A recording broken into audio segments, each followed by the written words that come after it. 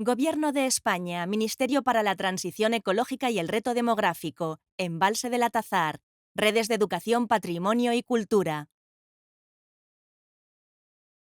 En una parcela, dos ovejas observan tras un muro de piedra. En una vivienda, un anciano mira fotografías en blanco y negro. En un lavadero, una mujer estruja un paño sobre una tabla. En una calle, un hombre toca una bandurria. Dos mujeres bailan con traje tradicional. Sobreimpreso, Proyecto Patrimonio y Cultura Rural. Dos mujeres se alejan por una calle. La imagen funde a negro. Sobreimpreso, El pan nuestro, cultivo de cereal. Robledillo. Benjamín Moreno Martín. El trigo y el centeno era decisivo, era la base de la subsistencia de aquí. Así que trigo y centeno. Y tenía fama el trigo de Robledillo de ser bueno. En cuanto llovía, tras las primeras lluvias del otoño, se esparcía el grano, que se llamaba cimentar, y a continuación se pasaba el arado y por surcos, porque aquí todo era la última labor de primavera, ya se llamaba alomar porque quedaban hechos los lomos. Entonces en la simienza lo que se hacía era, lo habitual era rajar los lomos. Excepcionalmente alguna parcela que estuviera en junto también se hacía lomos. Si el invierno venía suave, los cultivos se adelantaban demasiado. Y entonces en febrero, en ese caso, se metían las ovejas o los chivos, o los cabritos, para que los comieran concretamente y quitarles un poco de vicio, para que no se adelantaran, porque luego a principios de primavera había mucho riesgo de que vinieran unas escarchitas y los quemaban las cañas. De esta manera se les retrasaba un poco para prevenir esas heladas primaverales.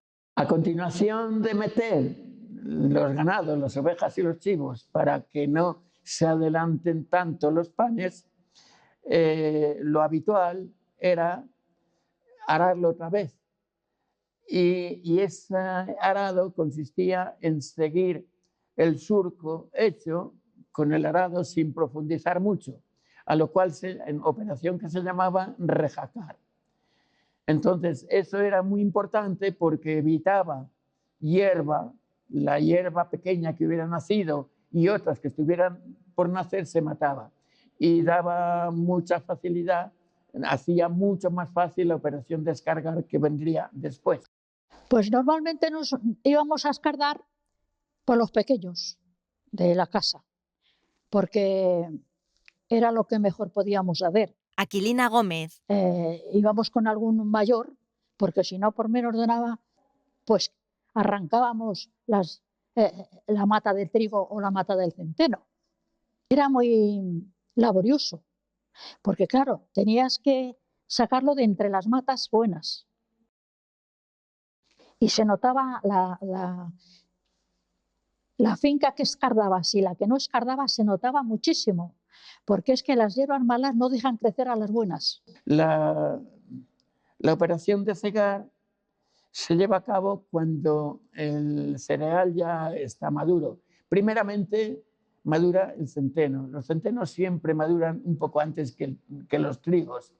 Y el estado del centeno siempre se ha oído decir por aquí que está para cegar cuando las semillas de la jara maduran. Cuando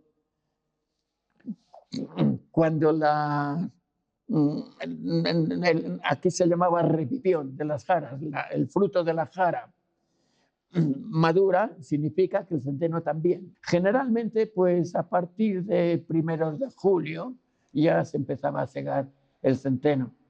Y a continuación ya el trigo, más bien en la última quincena de julio y primeros de agosto, cuando el trigo ya estaba maduro, con las espigas argalladas, que se decía, cuando las espigas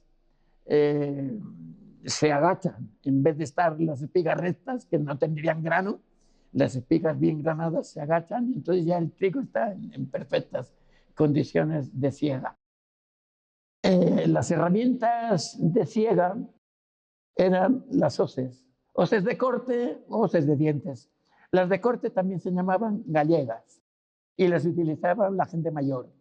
A los críos de poca edad no se les permitía usar hoces de corte, sino las de dientes, que tienen dientes y no cortan. No hay tanto peligro de que se accidenten. Bueno, pues el primer día que yo fui a segar, con menos de 13 años, pues fui a segar a la tierra, que estaban mis padres en la tierra, y fui yo a ayudarles.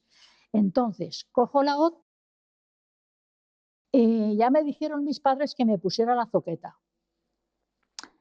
La zoqueta es la que se mete en la mano, para tú no cortarte, que se dé la zoqueta en la madera. Pero yo no les hice caso, no me puse la zoqueta. El primer movimiento que hice con la hoz, por no obedecer, ¡zas! Me di en un dedo, me corté en un dedo y el dedo salió chorreando sangre y ya tuvimos que tirar la hoz y irme a donde teníamos el botillo, porque nos curábamos con vino las heridas y me pusieron ahí un trozo de tela bien atado, bien prieto, hasta que la sangre dejó de salir. Se utilizaba en la mano izquierda la zoqueta y en la mano derecha la hoz. Con la zoqueta, con la ayuda de la mano y la zoqueta, se cogía mucha más cantidad de pajas que habían en la mano. Entonces, a mediada, cuando ya en la zoqueta no cabían más, se cogía unas pajas y se daba una vuelta, sin atar. Además de servir para coger más cantidad de pajas en la mano, también servía evidentemente pues, para protección de la mano, para no cortarse, claro. Una vez llegada toda la parcela, a veces se adelantaba alguno a empezar a atar. Una vez atados los haces, se atrinalaban, se colocaban ordenados uno encima de otro con las espigas hacia el mismo sitio completamente y un poquito inclinados por si llovía, porque si llovía así escurría el agua y no se calaban, que era peligroso porque luego se estropeaban al no estar aireados. Aquí vemos dos caballerías tirando de la trilla a través del camizo. Este palo se llama camizo. Hace la misma función, casi la misma función del arado, pero en aquel caso se llama timón y en el caso de la trilla se llama camizo. El trabajo de la trilla, una vez uncidas las vacas y puesta la yunta con la trilla en la parva, ya ahí ejercía el trabajo cualquier persona. Cualquier persona era útil, pero especialmente las gentes a las que se les consideraba menos útiles para otras cosas más fuertes, como eran los ancianos, las mujeres mayores e incluso los niños. El viento era importantísimo. Si no hacía viento no se podía limpiar el cereal. La operación de limpiar se llamaba arbelar. Para arbelar tenía que hacer viento. A veces había que abandonar la operación porque el viento estaba en calma y no se podía. Eso sí, cuando el viento arreciaba, cuando había buenos robocones que se llamaba, entonces había que aprovechar y todo el mundo iba a darse la más prisa posible para aprovecharlo. Cuando se consideraba que el trigo, el grano, el cereal estaba perfectamente limpio, se acostalaba y se llevaba a las trojes. Para acostalarlo se medía con un recipiente que se llamaba la media, un recipiente de medir que cabía media fanega rasada. Se cargaban los costales en las caballerías y se llevaban a las trojes. Las trojes generalmente estaban en la cámara, en el desván de la vivienda.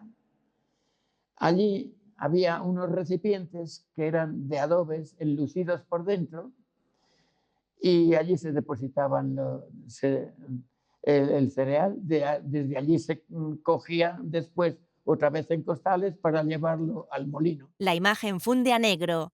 Un trabajo realizado por Asociación Redes de Educación, Patrimonio y Cultura. Guión y realización Cristina Vadillo. Música original Luis García Valera. Grabación y edición de vídeo Carolina Ferrero. Patrimonio y Cultura Rural, Mancomunidad Embalse del Atazar. Corte a negro.